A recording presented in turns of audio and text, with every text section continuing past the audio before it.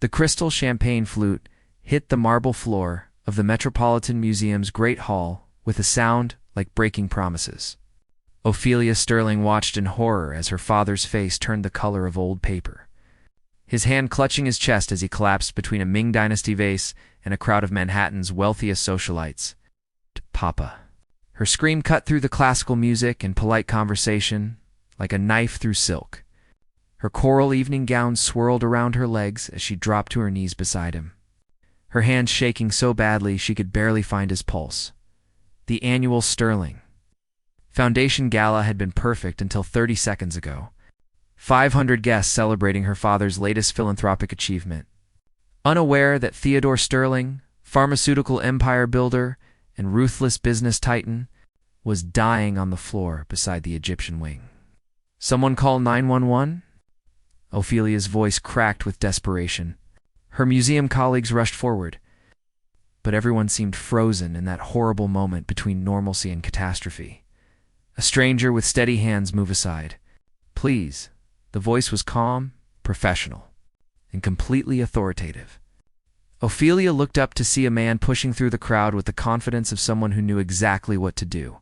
He was tall, with dark brown hair slightly too long for corporate standards and eyes the color of amber honey that somehow managed to be both warm and intensely focused. He wore a simple black suit, not the custom-tailored armor of the men her father did business with, but something off the rack that couldn't quite contain the athletic build beneath. Without waiting for permission, he dropped to his knees beside her father and began checking vitals with practiced efficiency. "Who are you?" Ophelia demanded, torn between gratitude and the protective instinct that came from being Theodore Sterling's only daughter. "Dr. Julian Cross." "Cardiac surgery? Manhattan Presbyterian?" His hands moved quickly, loosening her father's tie and checking his breathing. "Does he have a history of heart problems?" "High blood pressure, but he takes medication." Ophelia watched in amazement as this stranger worked with the kind of precision that suggested he'd done this 1,000 times. "Is he going to die?" "Not if I can help it." Julian's voice carried absolute certainty. "Sir, can you hear me? Theodore, can you squeeze my hand?" Her father's eyes fluttered open, confused and frightened in a way Ophelia had never seen. Theodore Sterling didn't do fear. He demolished competitors, built pharmaceutical empires, and controlled everything in his path. But right now, he looked terribly human and fragile. "The ambulance is 10 minutes out," someone called from the crowd. "We don't have 10 minutes. Julian's jaw tightened. His lips are turning blue. He needs oxygen now. As the miracle worker, what happened next would replay in Ophelia's mind for weeks. Julian Cross transformed from a dinner guest into a force of nature. He barked orders at museum staff to bring oxygen from the building's emergency supplies. He recruited 2 other doctors from the crowd and coordinated their efforts like a conductor leading an orchestra. He turned the elegant Great Hall into a makeshift emergency room while 500 people watched in stunned silence. And somehow, impossibly, he kept her father alive. Ophelia knelt beside them, feeling utterly useless for the first time in her life. She who spoke 4 languages, who had curated exhibitions seen by millions, who ran the Sterling Foundation's charitable programs, could do nothing but hold her father's hand and pray, "You're doing great, Theodore." Julian's voice was steady, reassuring. "Stay with us. Your daughter needs you." Those words, simple and kind, broke something in Ophelia's carefully constructed composure.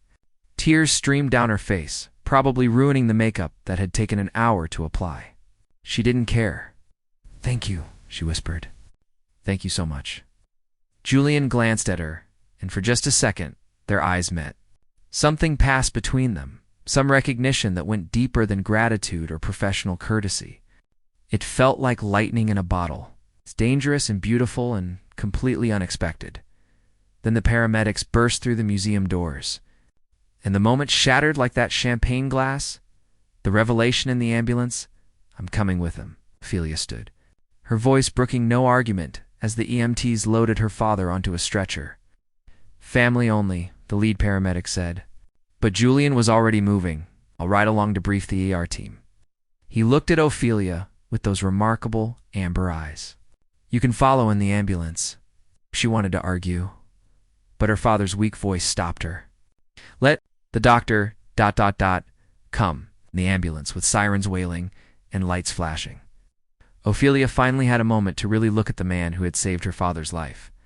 Julian sat across from her, monitoring Theodore's vitals with one hand while filling out paperwork with the other. His concentration was absolute, his movements economical and precise. "You weren't on the guest list," she said suddenly, surprising herself. "I memorized every name. How did you get into the gala?" Julian's lips quirked in what might have been a smile. "I crashed it, actually. Friend of mine had a ticket but got called into surgery. I was walking past the museum and thought, why not see how the other half lives?" "You crashed a $5,000 a plate charity dinner? Best impulse decision I've made in years." His eyes met hers again, and that lightning feeling struck twice. "Though I should probably apologize to your chef. I ate approximately $30 worth of those tiny lamb chops." Ophelia felt herself smile despite everything. "Papa would say, that's theft. Your father can bill me." Julian's expression turned serious. "Ophelia, there's something you should know. Your father didn't just have a heart episode. Someone at that party gave him the wrong medication. I found a prescription bottle in his jacket pocket. The pills inside weren't what the label said." The words hit her like cold water. "What are you saying?" "I'm saying someone tried to kill Theodore Sterling tonight." Julian held her gaze, his voice gentle but firm. "And I need to know why someone would want your father dead." Ophelia thought about the business deals, the corporate enemies, the ruthless reputation her father had built over 3 decades. The list of people who might want him gone was longer than the museum's donor roll. But looking at Julian Cross, this stranger who had appeared like an answer to prayer, she felt something she hadn't expected to feel. Trust and something else.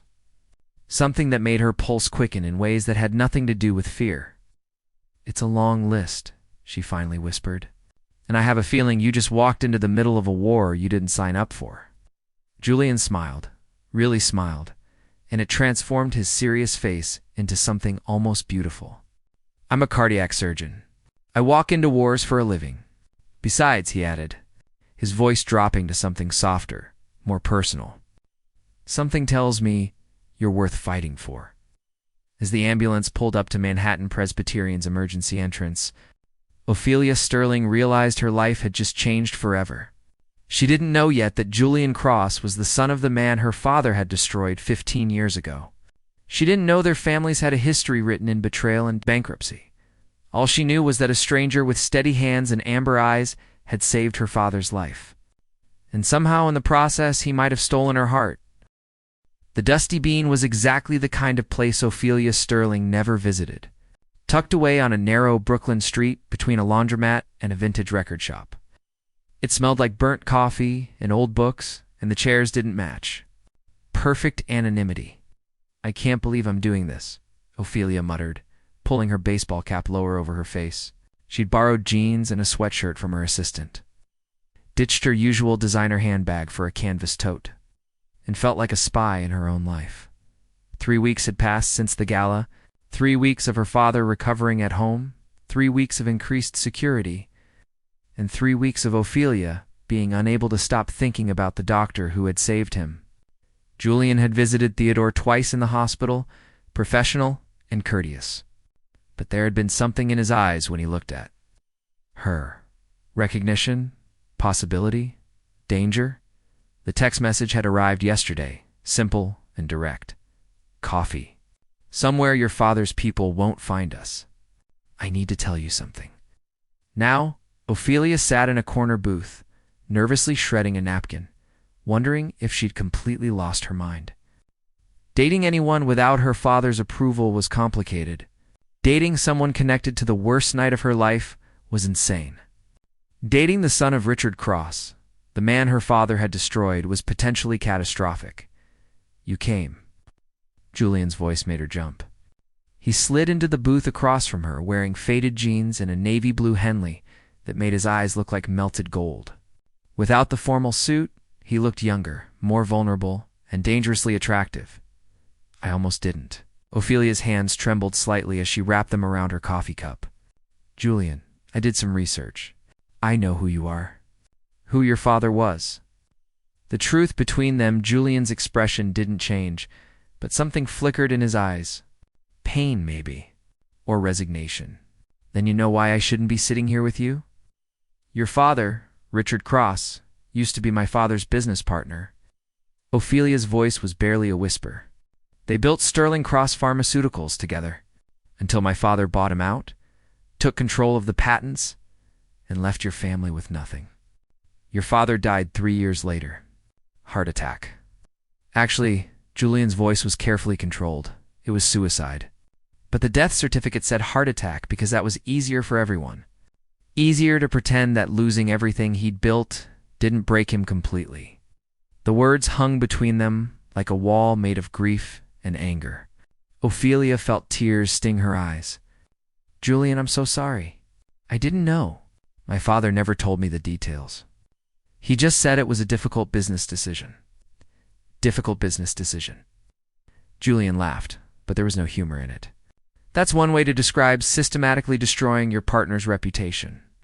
Filing patents under your own name and using insider information to tank his stock value. My mother had to sell our house. My sister dropped out of college.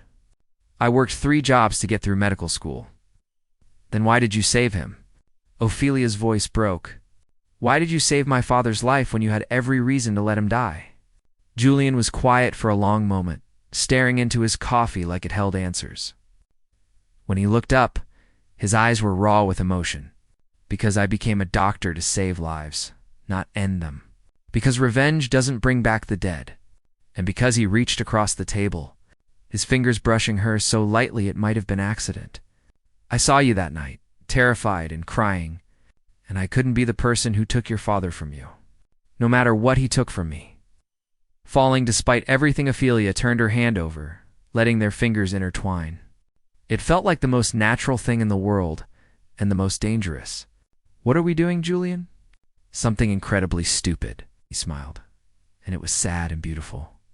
I told myself to stay away from you, that nothing good could come from this. But then you texted me back, and I realized I'd been hoping you would. My father would lose his mind if he knew I was here. My sister would probably never speak to me again. Julian's thumb traced circles on her palm, sending shivers up her arm. She still hasn't forgiven your family. Some nights I'm not sure I have either, but Ophelia prompted, her heart racing. But I keep thinking about you. The way you held your father's hand in the ambulance. The way you organized his recovery like a military campaign. The way you smile when you think no one's watching. You're not your father's legacy, Ophelia. You're your own person. They sat there in the dingy coffee shop, hands joined across the scratch table, while the world moved around them. Outside, Brooklyn went about its business. Inside, 2 people from enemy families were doing something that could destroy them both. Tell me about medical school, Ophelia said suddenly. Tell me about the person you became when everything fell apart. The stories they shared for the next 3 hours, they talked. Julian told her about working nights as a security guard while studying anatomy. About the professor who saw something in him and paid for his final year. About choosing cardiac surgery because he wanted to fix broken hearts, even if he couldn't fix his own. Ophelia told him about losing her mother to cancer when she was 16. About throwing herself into art history and museum work because beautiful things felt like the opposite of loss. About the pressure of being Theodore Sterling's only child, expected to carry on a legacy she wasn't sure she believed in.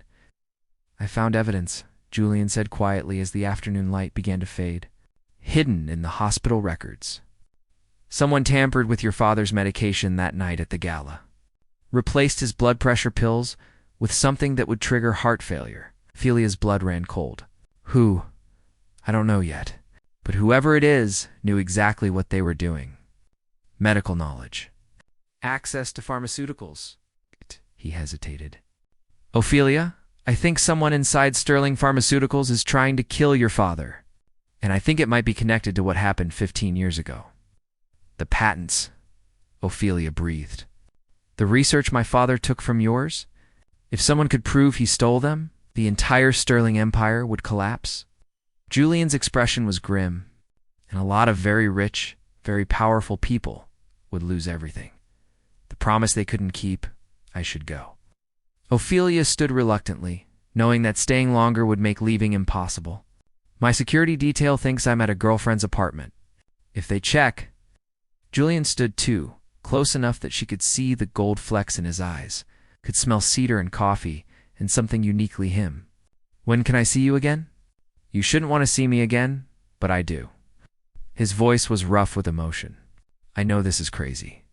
I know we're supposed to be enemies. But Ophelia, when I'm with you, I forget about everything that should matter, and remember the only thing that does, which is that life is short, that holding grudges doesn't bring back the dead, that maybe, just maybe, we get to choose who we become instead of being prisoners of who our fathers were. Ophelia reached up, touching his face with trembling fingers. This is going to end badly, isn't it?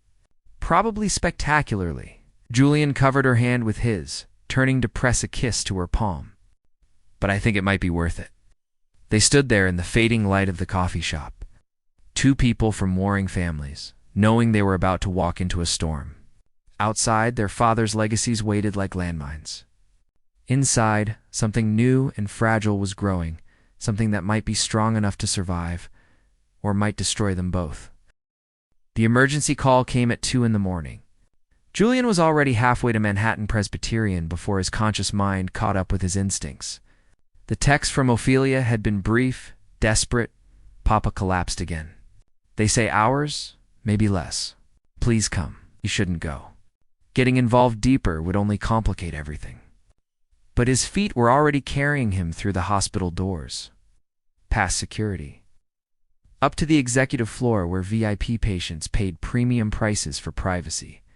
Theodore Sterling's room was chaos contained. Machines beeped urgently. Nurses moved with practiced efficiency. And in the corner, curled in a chair too small for sleeping, was Ophelia. Her eyes were red from crying, her museum curator elegance replaced by rumpled clothes and raw grief. You came, she whispered. Standing on shaky legs, I'll always come. Julian said it without thinking, and realized it was true. Somewhere between that first night and stolen coffee shop meetings, this woman had become essential to him. Dr. Monroe says his heart is failing. Ophelia's voice cracked. They're trying to stabilize him for surgery, but Julian, he's not strong enough. The damage from the poisoning 3 weeks ago, plus his age, plus the stress. She broke off, unable to finish. Julian moved to Theodore's bedside, reviewing the charts with mounting concern. The old man looked gray, diminished, nothing like the titan who had destroyed his father. Who's doing the surgery? Dr. Hamilton. He's supposed to be the best. Hamilton is excellent for routine procedures. Julian's mind was already calculating odds, risks, possibilities, but this isn't routine. Your father needs someone willing to try something unconventional, someone with nothing to lose. Ophelia stared at him. You, the impossible surgery? Absolutely not. Dr. Monroe, the attending physician, looked at Julian like he'd suggested performing surgery with a butter knife. Dr. Cross, you're not even on staff here? Theodore Sterling needs our most experienced surgeon, not someone with a personal vendetta. I don't have a vendetta. Oh. Julian kept his voice level, professional. I have a technique I've been developing. Microvascular repair using stem cell scaffolding. It's experimental, but for a patient this compromised, it might be the only option. Experimental. You want to perform experimental surgery on Manhattan's most prominent businessman? Do you have any idea what would happen if he dies on your table? Do you have any idea what will happen if he dies on yours? Julian shot back. Because with conventional surgery, he's got maybe a 20% chance? With my technique, it's 50-50. Those are better odds. Theodore's eyes fluttered open, unfocused, but aware. The doctor. Who saved me? ... Papa, don't try to talk. Ophelia gripped his hand. Let him ... try. Theodore's voice was barely audible. The Cross boy. Richard's son. The room went silent. Everyone stared at Theodore, then at Julian. The secret was out. Truth and consequences you knew. Ophelia's voice was hollow with shock. You knew who he was? Theodore managed a weak nod. Recognized him. That night, at the gala, his breathing was labored, each word a struggle. Thought he might let me die. Would have been justice. Papa, stop talking. Save your strength. No. Theodore's grip on her hand tightened with surprising force. Listen what I did. To Richard Cross, unforgivable, stole his work. His life, been carrying that guilt. For 15 years, Julian felt something crack inside his chest. This was the moment he'd imagined countless times. Theodore Sterling, finally admitting his sins, finally taking responsibility for Richard Cross's destruction. But instead of satisfaction, Julian felt only a profound, complicated sadness. The patents, Theodore continued, fighting for each word. Hidden file. In my office safe, proves. Richard invented everything. I forged the documents. Mr. Sterling, you need to rest, Dr. Monroe insisted. But Theodore waved him off weakly. If I die, ... Theodore looked directly at Julian. His eyes filled with tears. Promise me. Promise. ... You'll use that evidence. Clear your father's name. Take everything I stole. Sterling Pharmaceuticals.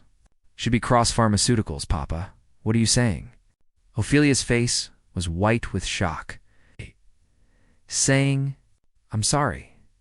Theodore's voice broke. Sorry I made you inherit my sins. You deserved better. Both of you deserve better than my legacy of greed. Julian stood frozen, watching the man who destroyed his family crumble before him. He should feel vindicated, triumphant. Instead, he felt only the weight of wasted years and pointless hatred. I'll make you a deal, Julian heard himself say. I'll perform the surgery. I'll use every skill I have to save your life. And in return, you'll make this right. Not by dying, but by living long enough to publicly clear my father's name. To rebuild what you destroyed. Theodore's eyes widened. You would ... save me? After everything? Someone once told me that holding grudges doesn't bring back the dead. Julian glanced at Ophelia, whose tears were streaming freely now. But maybe making amends can honor them. My father would want me to be a healer, not an executioner. The longest night the surgery took 8 hours. 8 hours of Ophelia pacing the waiting room like a caged animal. 8 hours of reporters gathering outside, sensing a story. 8 hours of wondering if she was about to lose everything that mattered. Julian's sister, Rachel, arrived around hour 5. She was shorter than her brother, with the same amber eyes and a hardness that came from years of struggling. When she saw Ophelia, her expression turned to ice. So you're the Sterling girl? Rachel's voice could have cut glass. The one who has my brother throwing away every principle he ever had. I never asked him to do this, Ophelia said quietly. I never asked for any of this. I got you took it anyway. Just like your father took everything from us. Rachel, a woman in her 60s, approached, elegant despite obvious exhaustion. Julian's mother. That's enough. Mom, she's Theodore Sterling's daughter. The man who killed Dad? The man who hurt our family? Mrs. Cross corrected gently. But this young woman is not responsible for her father's choices any more than Julian is responsible for ours. She turned to Ophelia with eyes that held more understanding than Ophelia deserved. Your young man is in there fighting for your father's life. That takes courage and forgiveness. I'm not sure I could manage. He's extraordinary, Ophelia whispered. Yes, he is. Mrs. Cross sat beside her. And he's in love with you. I can see it. The question is, are you worthy of that love? Before Ophelia could answer, the surgical doors opened. Julian emerged, still in scrubs, exhausted but alive. His eyes found Ophelia immediately. He made it. Julian's voice was rough with fatigue. Touch and go, but he's stable. If he makes it through the next 48 hours, he should recover fully. Ophelia launched herself at him, not caring about the surgical germs or the stunned looks from his family. Thank you. Thank you so much. Julian held her tight, his face buried in her hair. I didn't do it for him, he whispered, so only she could hear. I did it for you. I'd do anything for you. The new beginning 6 months later, the Manhattan business community was still reeling from the scandal. Theodore Sterling had held a press conference from his hospital bed, confessing everything. The forged patents, the stolen research, the systematic destruction of his former partner. Sterling Pharmaceuticals became Cross Sterling Pharmaceuticals. With Julian's sister Rachel appointed as co-CEO and majority shareholder, the Sterling family wealth was cut in half. Ophelia's trust fund disappeared overnight. But somehow, standing in her tiny Brooklyn apartment, decorating walls with art prints she'd bought from street vendors, she'd never felt richer. Julian said from the doorway. Holding Chinese takeout containers, we could have stayed in your family's penthouse. I wouldn't have minded the luxury. Liar. Ophelia smiled, taking the food. You would have felt guilty every second. True, he pulled her close, kissing her forehead. But I'd have endured it for you. They'd both lost things in the aftermath. Julian's hospital had suspended him during the investigation, though he'd been reinstated once the truth came out. Ophelia had resigned from the museum, tired of whispers and pitying looks, but they'd found something neither expected. Freedom. I got a job offer today, Ophelia announced over spring rolls. A small gallery in Brooklyn. They want me to curate a show about families, legacies, and the courage to break cycles. That's perfect. Julian's eyes sparkled. And I got news, too. The hospital approved my stem cell program. Full funding. They're calling it the Richard Cross Center for Cardiac Innovation. Ophelia felt tears prick her eyes. Your father would be so proud. Our fathers, Julian corrected, complicated as they were, led us to each other. Maybe that's the real legacy. Not the empires they built or destroyed, but the chance they gave us to choose differently. That night, as they lay tangled together in Ophelia's second-hand bed, listening to Brooklyn traffic and feeling perfectly content, Julian whispered against her hair, I love you. Not because you're Theodore Sterling's daughter, not despite being Richard Cross's son, but because you're Ophelia and you make me believe in second chances. I love you too, she whispered back, and I'd risk everything again. Every inheritance, every expectation, every perfect plan my father made. Because you're worth more than any empire. Outside Manhattan glittered with old money and older grudges. But inside that tiny apartment, two people who should have been enemies had built something new. Something that honored the past while refusing to be prisoner to it. Some love stories are written in starlight and champagne. Others are written in coffee shop confessions and hospital waiting rooms. But the best ones, the ones that last, are written in the brave choice to be better than the bitterness that came before. Julian and Ophelia chose love over legacy, and in doing so, they rewrote both their families' futures. The end of one story, the beginning of everything that mattered.